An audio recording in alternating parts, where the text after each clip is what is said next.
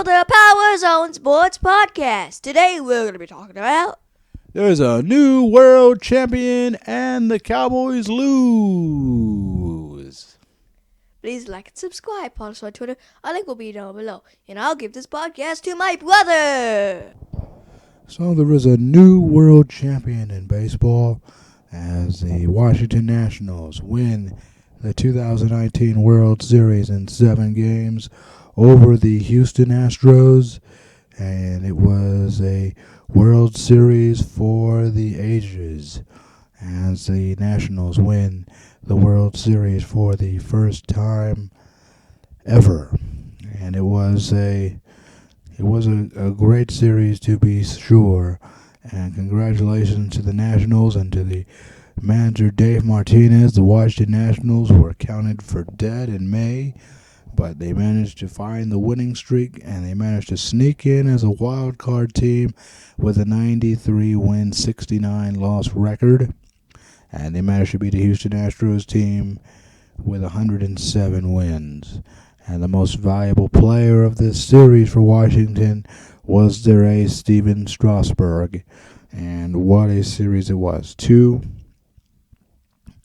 like Game 6 and Game 7, the 7th inning was the biggest innings for both teams. But getting through the first game at Minute Maid Park in Houston, this was a strange World Series because every game the visiting team, which bats first in baseball, ended up getting the victory.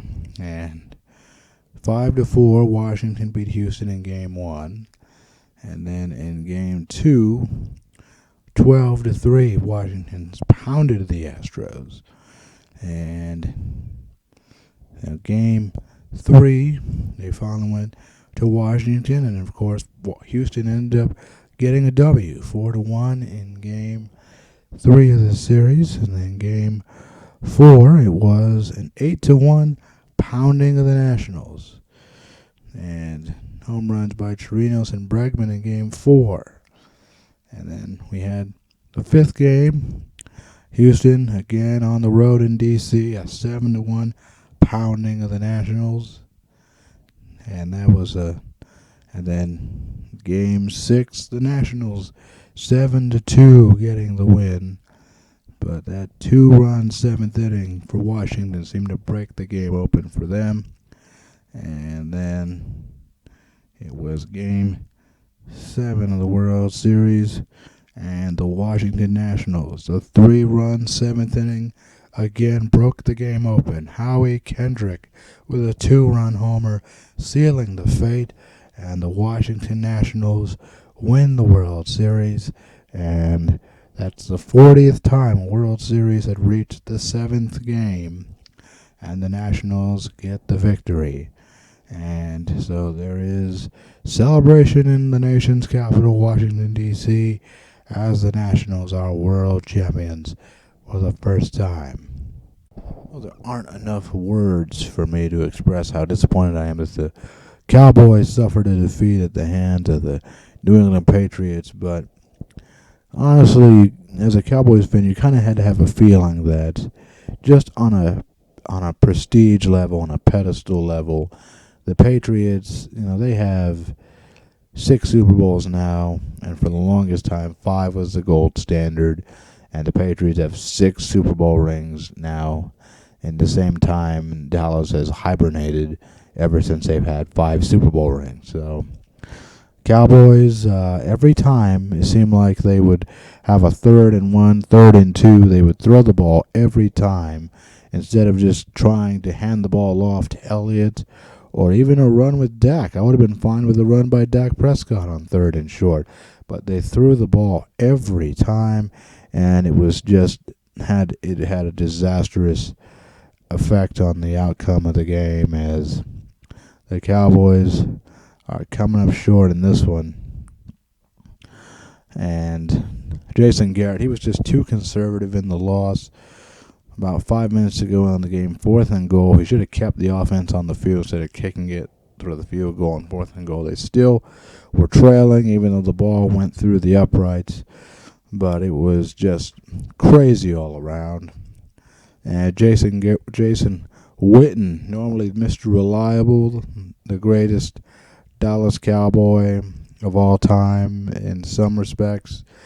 He couldn't even catch a cold that day in Foxborough. Normally the most reliable hands on the team, and he just looked awful in that game. Thank goodness for Randall Cobb, as he was really the only reason why this game was even close. But one of my football axioms has been this. Football axiom number one: you cannot trade field goals for touchdowns and expect to win the game. Well, Dallas tried to do that. The New England scored the only touchdown of the game, and they end up winning the game. So congratulations to the Patriots. But for Dallas, they have a game on Thanksgiving, and they should destroy Buffalo on Thanksgiving. Cole Beasley will probably want to have a big game against the Cowboys, but at the end of the day, Randall Cobb is better than him.